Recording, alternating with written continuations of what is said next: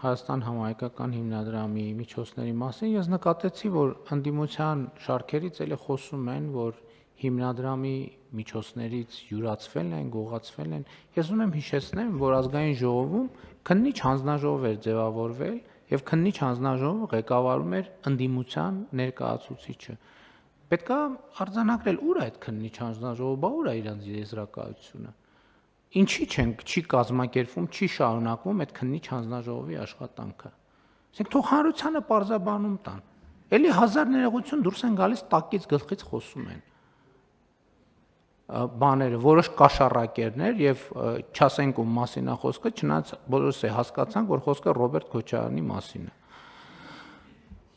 100 միլիոն, չգիտեմ, հիմնադրամից գողացնի։ Արծվիկ Մինասյանը չէր այդ բանի քննիչ հանձնաժողովի ղեկավարը։ Ուր են, բա ուր է իրանց զեկույցը։ Թող մի հատ գրեն, ստորագրեն, որ գողացվել է, մենք էլ այդ դեպքում կիմանանք ինչ անենք։ Սիրուն կդիմենք դատարան եւ նրանց կստիպենք հակառակը պնդել։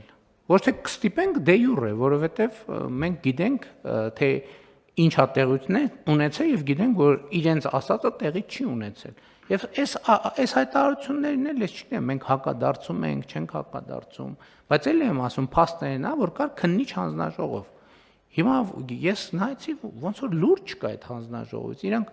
ասում էին լծակներ, ես անենք, բացահայտենք, բայց ինչի չեն բացահայտում։ Թող բացահայտեն։ Համեցեք։ Պարոն վարչապետ,